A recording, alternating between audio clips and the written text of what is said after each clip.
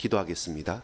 아버지 하나님 감사합니다. 오늘 이날 우리에게 은혜를 베풀어 주옵소서. 우리 마음에 간직할 것이 무엇이며 우리가 주목할 것이 무엇입니까? 많은 사람들, 사건들, 일들, 복잡 다단한 것들 가운데 우리의 마음을 잃어버리거나 우리의 중심을 놓쳐버릴 때가 있습니다. 혹 낙심할 수도 있습니다. 혹 원망할 수도 있습니다. 스스로는 불안하고 또 두려워 떨 수도 있습니다.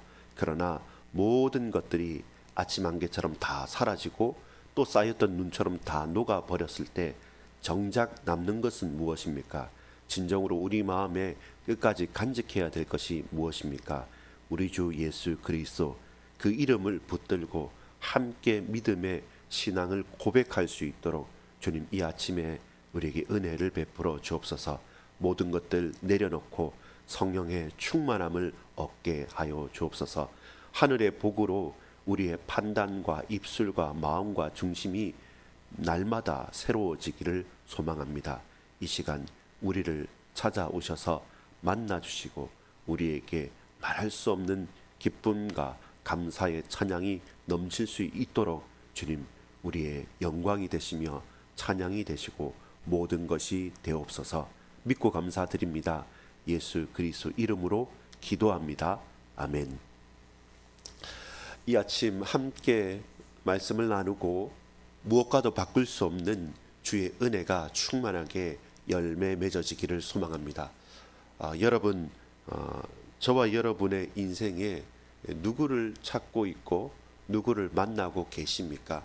오늘 저와 여러분이 찾은 사람, 또 만나는 사람, 우리가 주목해야 될 바가 무엇입니까? 그 제목을 가지고 함께 말씀을 나누도록 하겠습니다. 내 아버지의 집에 있어야 될 줄을 알지 못하나이까? 12살 된 예수님께서 간절히 찾았던 요셉과 마리아 부모님들 앞에서 한 말입니다. 그러면 저와 여러분이 오늘 찾아야 될 자, 그리고 고백해야 될 것이 무엇입니까? 여러분 누구를 찾고 있습니까? 어떤 사람을 찾고 있습니까? 또한 누구를 만나야 되고 누구를 찾아야 됩니까? 오늘 본문인 누가복음 2장 41절부터 52절까지의 말씀을 한번 천천히 살펴보도록 하겠습니다. 이제 예수님께서 성전에 올라가셔서 그들 종교 지도자들과 대화를 하는 장면도 나오고 또 부모로서 아버지가 아이를 또 유년기에 있는 자녀를 찾아가는 또 장면도 나옵니다. 특별히 본문은 누가복음에만 자세히 기록되어 있는 부분이라서 우리가 한번 천천히 말씀을 참고해 보기를 소망합니다. 2장 누가복음 2장 41절입니다.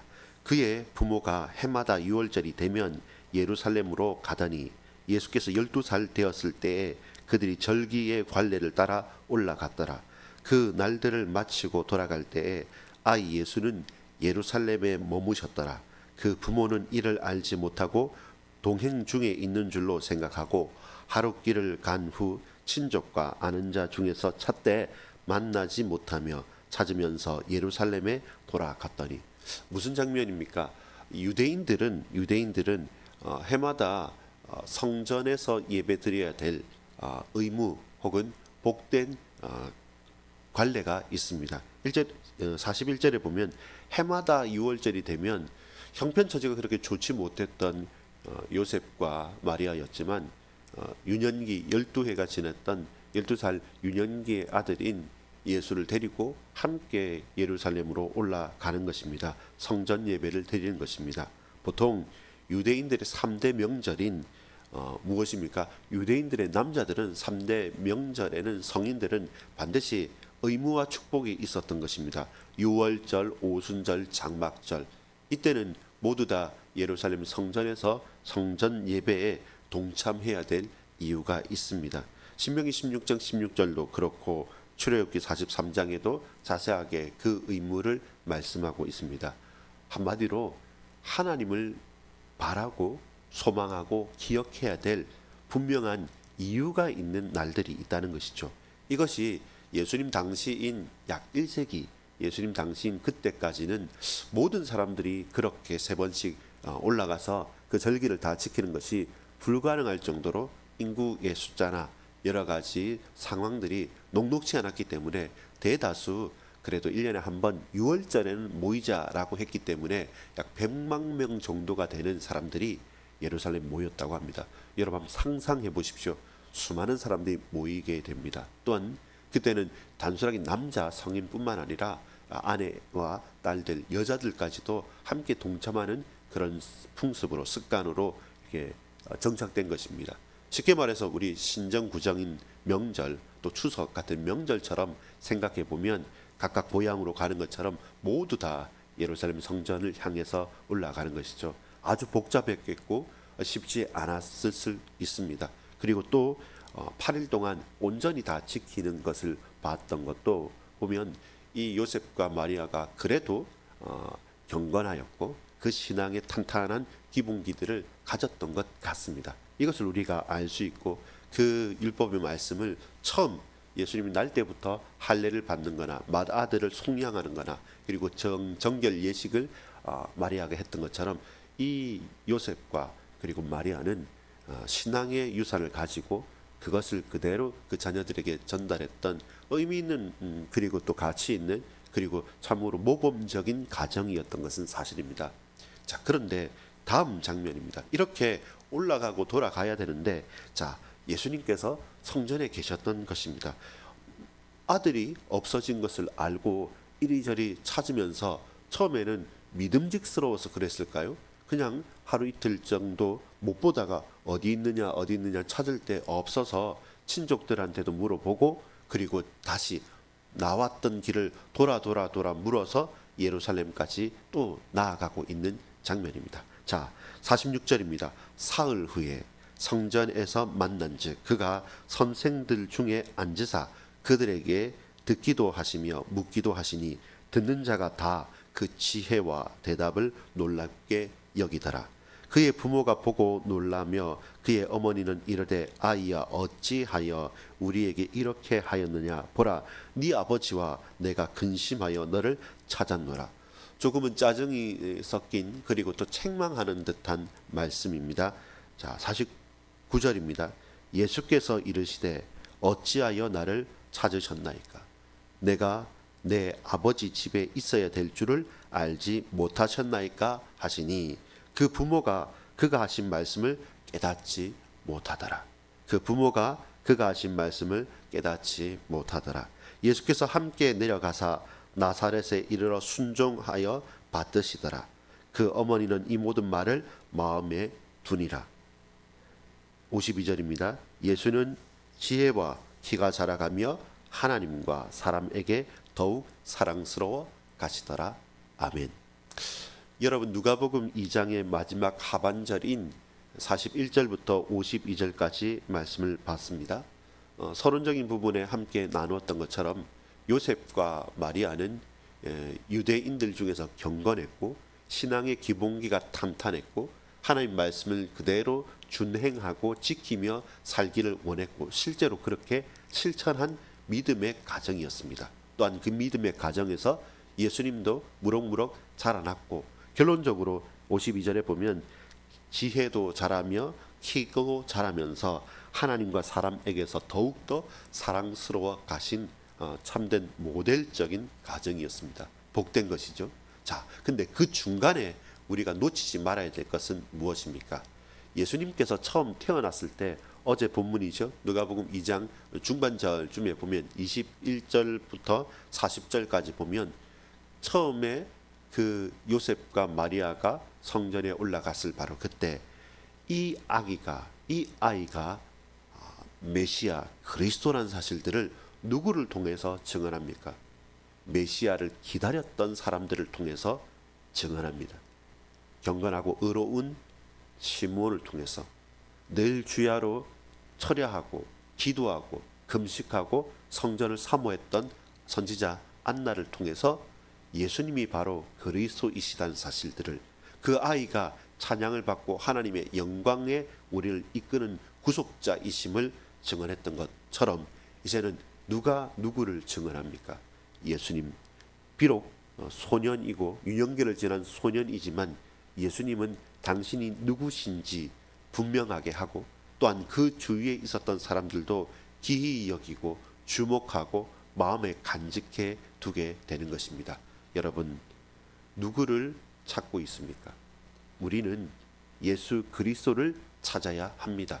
비록 지금은 공생애를 시작하지 않으신 유년 소년의 시기이지만 우리가 항상 주목해야 될 것은, 저 사람이 형편이 안 좋으니까, 저 사람은 부자이니까, 내가 지금은 시간이 있으니까, 시간이 없으니까, 혹은 누구누구는, 나는, 우리는 각각 사람들의 배경, 그의 능력에 주목하지만 저와 여러분이 정말로 찾고 집중하고 또한 바라봐야 될 분은 오직 예수 그리스도이십니다. 이 예수 그리스도께서 분명히 당신을 드러내십니다. 놀라운 질문은 뭐냐면, 이렇게 평상시 엄청나게 믿음직하고 순종했던 맏아들인 예수가 그날따라 잘 따라오다가 사라져서 다시금 깜짝 놀란 마음으로 이렇게 저렇게 헤매면서 찾아갔더니 너무너무 놀랍게도 그 예루살렘 성전에서 율법학자들이죠, 그 선생들과 함께 묻고 또한 이해하고 대답하면서 그렇게 말씀을 배우고 또 증거하고 있었던 것입니다. 유대인들은 특별히 한 6살 때부터는 이제 율법의 말씀들을 하나씩 이제 암송합니다. 시편이나 또한 이스라엘의 신명기 6장에 있는 말씀처럼 쉐마 이스라엘 하는 그 말씀을 6살 때부터 암송하고, 10살 때부터 이제는 하나씩 쉬운 것부터 배우고, 이 본문에 있는 12살은 율법에 이제는 이제 율법의 사람이 되는 것이죠. 하나님 말씀 본격적으로 배우는 때가 바로 12살, 그리고 이제 성인으로서 발돋움하는 가장 중요한 시기라고 봅니다. 그리고 다음에 후에 독립적으로 하는 것이 7, 8세 이후로는 독립적으로 연구도 하는 그런 결정적인 시기에 먼저 모든 사람들이, 그리고 율법학자들이, 종교 지도자들이 놀랄 만큼 그 예수님께서 하시는 말씀이 놀라운 것이죠. 47절 보면 듣는 자가 다 그 지혜와 대답을 놀랍게 여기더라. 그 지혜라는 것은 이해력입니다. 어떻게 이 어린 아이가 하나님의 말씀을 통찰력 있게 이해하고 그 대답이 놀라워서 어디에서 이런 사람이 났을까? 이 아이는 누군가라고 주목할 정도로 그렇게 드러나게 되는 것이죠. 그러면서 부모님들이 말합니다. 네 아버지와 내가 얼마나 열심히 힘들게 찾았는지 아느냐, 짜증 섞인 말로 나무랐을 때, 견책했을 때 예수님께서는 죄송했습니다 라고 말하지 않고 어떻게 말합니까? 근심하여 너를 찾았노라. 보라, 네 아버지와 내가 근심하여 너를 찾았노라. 48절에 말씀하실 때 49절에 보면 예수께서 이르시되 어찌하여 나를 찾으셨나이까? 내가 내 아버지 집에 있어야 될 줄을 알지 못하셨나이까? 너희의 아버지, 네 아버지 요셉과 어머니 내가 너를 찾았다. 왜 염려하십니까? 나는 예수, 소년기의 예수, 나는 내 아버지의 집에 있어야 될 줄을 알지 못하였나이까? 무엇입니까? 하나님의 성전과 예루살렘, 하나님의 임재하심, 하나님의 아들이신 예수 그리스도로 자의식, 스스로 메시아임을 깨닫고 고백하고 증언하는 것입니다. 누가 나를 증언합니까? 예수님께서 당신 스스로 하나님의 아들 성자이심을 증언하고 그 지혜와 그 대답이 놀라움을 그 모든 사람들로 하나씩 하나씩 알게 해 가시는 겁니다. 우리는 바로 그 예수를, 바로 그 메시아 그리스도를 찾아야 합니다. 또한 저와 여러분이 현장에서 우리는 누구입니까? 저와 여러분은 현장에서 예수의 사람, 예수 그리스도로 거듭난 사람, 성령께서 강하게 역사하시는 사람, 바로 그 사람으로 스스로 또한 우리도 고백하고 증언하고 또한 드러낼 수밖에 없는 증인이요 제자의 삶을 살아가야 합니다. 그 가장 기초적인 근본은, 탄탄한 것은 하나님의 말씀을 지키고 그 말씀대로 각자의 개인과 가정이 살아가는 것이죠. 말씀으로, 기도로, 찬양으로, 예배로 성전을 사모하며 하나님의 교회와 성도들을 섬기며 배려하고 나아가는 자, 나를 위해서 살기보다 나와 함께 있는 동역자들을 위해서, 후대들을, 그리고 주의 성도들을 위해서 살아갈 때 우리에게 말씀이 성취되어집니다. 동시에 우리는 찾아야 됩니다. 정말로 이 현장에 하나님 나타나 주옵소서, 주의 성령께서 역사해 주옵소서, 내 구세주 예수 그리스도께서 주인으로 이 문제 있는 이 답답한 현장에도 역사해 주옵소서. 주님, 무엇이 하나님의 나라가 임하는 것이고 무엇이 예수 그리스도 그 이름이 드러나는 것이며 주께서 영광을 받으시는 것입니까? 이 언약을 붙잡고 영적인 싸움을 하는 것이고, 이 언약을 붙잡고 비록 그 환경이 우리를 뒤흔든다 할지라도 믿음 가지고 담대하게 도전을 하는 것이죠. 왜 그렇습니까? 저는, 여러분은, 우리는 메시아 그리스도를 보고 찾고 고백하는 자들이기 때문에 그렇습니다. 다른 사람들은 하나님의 은혜를, 성령의 임재하심을 알지 못하지 않습니까? 그래서 그들이 찾을 때 저를 보고, 여러분을 보고, 우리를 보고, 저 사람은 왜 저럴까? 다르다. 왜? 무엇 때문에? 그가 왜 웃고, 그가 왜 기도하고, 그가 왜 여유로울까? 그 중심에 뭐가 있느냐라고 할 때 두렵고 떨림으로 우리는 우리 속에 있는 소망에 관한 이유, 예수 그리스도 그 소망의 참된 목적과 이유를 담대히 드러내는, 고백하는 증인의 삶을 살아가는 것이죠. 저와 여러분은 예수 그리스도를 찾아야 합니다. 주의 성령께서 내게 역사하시기를 간구해야 됩니다. 또한 저와 여러분은 어떤 사람이 되어야 합니까? 다른 사람들이 힘들 때 기대고 싶은 사람이어야 합니다. 왜 그렇습니까? 우리가 예수의 사람이기 때문에 그렇습니다. 고난당하는 자에게 저와 여러분이 지적하고 판단하고 조언하는 자가 아니라 그들과 함께 웃고, 그들과 함께 울고, 그들의 세종로 발을 씻기는 자로 나아가야 됩니다. 그렇게까지 해야 됩니까? 라고 물으실 때 저도 그렇게 항변하고 싶습니다. 다만 하나님의 말씀인 성경은, 또 예수님의 말씀과 그 사역은 단 한 번도 부인하지 않고, 내가 그렇게 살았으니 제자인 당신의 자녀인 저와 여러분들에게도 우리가 그 불신자들과 그 핍박자들이 그토록 찾아 헤매는 그 사람으로서 우리 또한 나아가야 됩니다.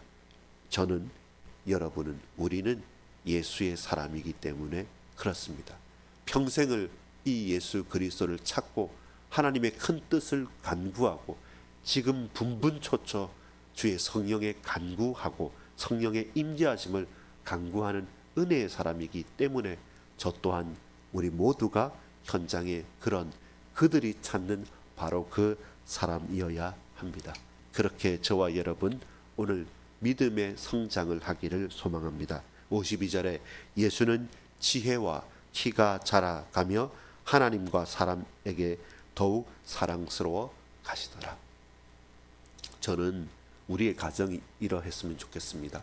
우리의 자녀들과 저와 여러분이 나이와 그리고 그 지식과 배경에 상관없이 그렇게 영적으로 성장하고 육신적으로도 강건하게 자라가기를 소망합니다.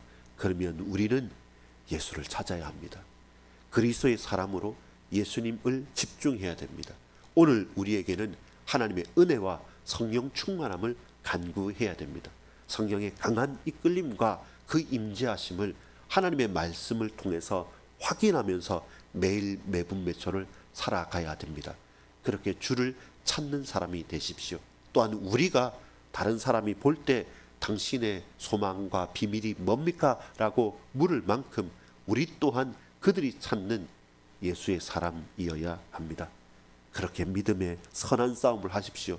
불신자들은, 핍박자들은 우리를 넘어뜨리려 하고, 우리를 올가매려 하고, 함정에 가두려 하고, 죽이려고 뜯어먹으려고 달려들지만, 그러나 팔도 내주고 다리도 내주고 내 목숨도 내주면서 그들 앞에 우리는 예수의 사람으로, 그들이 찾는 사람들로, 그 증인으로 드러나기를 소망합니다. 기도하겠습니다. 아버지 하나님, 감사합니다. 몸된 교회와 현장을 사모합니다. 하나님 말씀을 무엇보다 우리 삶의 중심에 둡니다. 오로지 주의 성령의 역사하심과 하나님의 임재하심, 언제나 오직 예수 그 이름을, 그 주님을 찾고 또한 바라고 소망하는 예수 그리스도의 사람, 제자, 하나님의 백성들로 영적으로 육신적으로 강건하여지고 자라나기를 소망하오니 주여 믿음의 결단을 합니다. 오늘 우리는 주만 바라봅니다. 오늘 나는 다른 사람 앞에서 그리스도의 사람으로, 모델로, 증인으로, 제자로 걸어갑니다. 핍박과 환난과 문제와 사건들 속에서도 영적으로 깨어서 성장하고 성숙되어지기를 소망합니다. 주여 우리를 붙드시며 오늘 가야 될 현장에 성령으로 앞서 역사해 주옵소서. 구주 예수 그리스도 이름으로 간절히 기도합니다. 아멘.